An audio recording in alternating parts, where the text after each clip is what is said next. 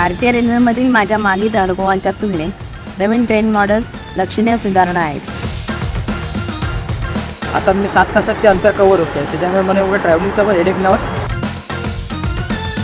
Senior सिटीजनसाठी youth बनवली आहेत, digital paintings आहेत, त्याशिवाय क्लीननेस हा खूप चांगल्या प्रकारे ठेवला आहे त्या लोकांनी.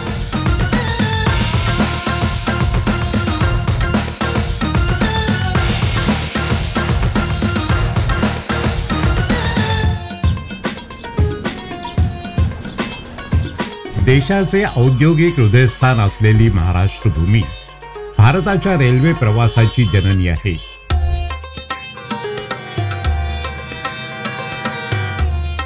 होय, 1853 साली मुंबई ते ठाणे या 32 किलोमीटरच्या रुळावर देशातील पहिली रेल्वे धावली होती. सोपा, स्वस्त आणि सुरक्षित असा प्रवास लोकांना करता यावा म्हणून महाराष्ट्रातील रेल्वेचे जाळे हे आज 5900 किलोमीटरच्या पुढे जाऊन ठेपले आहे. विशेष म्हणजे देशातील एकूण रेल्वे रुळाच्या जाळ्यांपैकी साधारण 8.5% रेल्वे मार्ग हे एकट्या महाराष्ट्रात अंतरलेले आहेत. केवळ मुंबई आणि पुण्यातील सब अर्बन रेल्वेचे जाळे विचारात घेतले तर हे मार्ग आज जवळपास 64 लाख लोकांच्या दैनंदिन प्रवासाचा भाग झाले आहेत. केवळ प्रवासी वाहतूकच नव्हे तर माल वाहतुकीतही रेल्वेचे जाळे आज मोठी भूमिका बजावते आहे.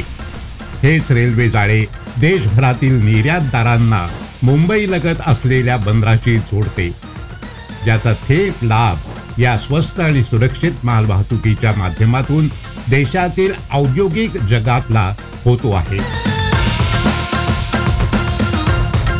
जालना आणि वर्धा येथे तयार होत असलेले ड्राय पोर्टही या रेल्वे माल वाहतुकीचा आलेख अधिक वर नेऊन ठेवण्यास हातभार लावण्यास सज्ज होत आहे.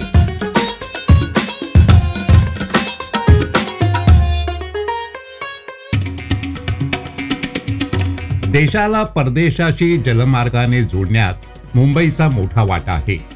मुंबईलगत असलेले जवाहरलाल नेहरू पोर्ट अथॉरिटीच्या अखत्यारीतील बंदराने वर्ष 2022-23 मध्ये 83.86 मिलियन टन माल वाहतूक केली आहे. या बंदरावर हा माल आणण्यात आणि नेण्यात रेल्वेने सिंहाचा वाटा उचलला आहे. देशातील कानाकोपऱ्यात तयार होणाऱ्या गाड्या, सिमेंट, प्लास्टिक, पोलाद, कोळसा आदी गोष्टी अन्य देशात आणि देशांतर्गत पाठवण्यासाठी रेल्वेच्या माध्यमातून येथे आणले जाते.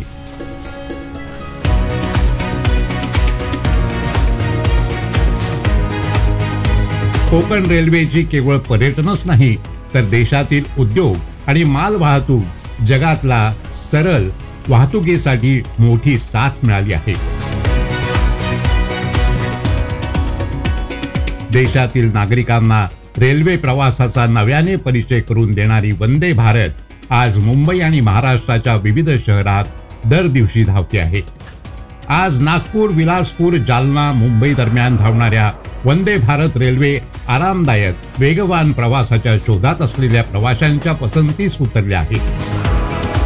ते भारत नियम मला एक बेनिफिट झाला, जेणेकरून मी वीकेंडला माझ्या घरी जाऊ शकतो पटकन. पहिलं मला अंतर, आता मी 7 तासाचे अंतर कव्हर होते, त्याच्यामुळे मला एवढं ट्रॅव्हलिंगचा पण हेडेक नव्हतं. थँक्यू वंदे भारत.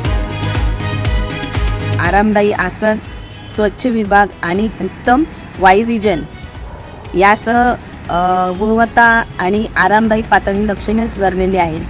त्यामुळे एकूणच प्रवाशांचा अनुभव हा आरामदायी आणि आनंददायी होते.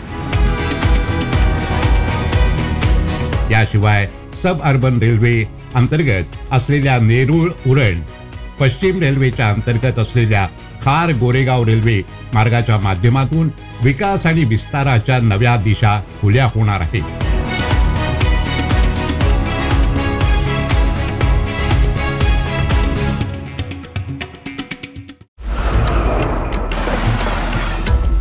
रेल्वेचे देशाच्या उन्नतीमध्ये असलेले योगदान आणि गरज ओळखून नरेंद्र मोदी सरकारने या क्षेत्रात मोठी गुंतवणूक केली आहे.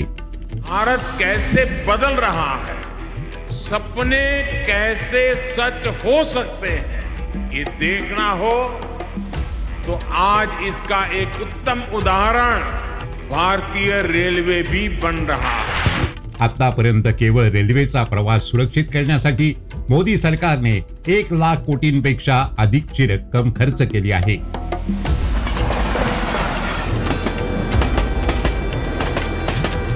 जुने लोहमार्ग बदलून त्याला नव्या तंत्रज्ञानाची जोड देत महाराष्ट्रातील आणि देशातील रेल्वेचा प्रवास अधिक वेगवान देखील केला आहे। सुरक्षित गतिमान प्रवासाच्या साथीने आता अमृत भारत स्टेशन योजनेच्या माध्यमातून महाराष्ट्रातील 44 रेल्वे स्थानकांचा दर्जा उन्नत करण्यासाठी मोदी सरकारने कंबर कसली आहे। याचबरोबर महाराष्ट्रात अनेक नवीन रेल्वे स्थानकं तयार होत आहेत, ज्यामुळे लोकांना रेल्वेने प्रवास करण्यासाठी दूरवर जाण्याची गरज उरणार नाही।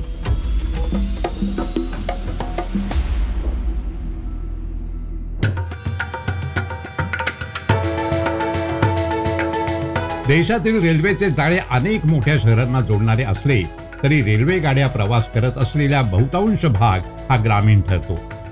या रेल्वे गाड्यांच्या माध्यमातून गावं खेड्यांचा विकास व्हायला हवा आणि त्यासाठी असलेली आपली कटिबद्धता मोदी सरकारने वारंवार सिद्ध केली आहे।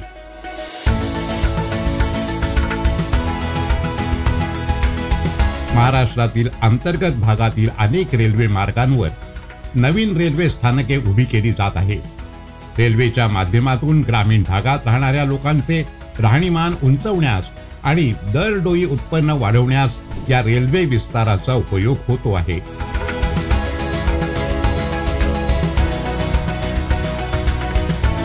नांदेड मनमाड रेल्वे रुळांचे विद्युतीकरण आणि दुहेरीकरण करून मराठवाड्यासारख्या ग्रामीण भागही गतिमान रेल्वे सेवेचा लाभार्थी व्हायला लागला आहे।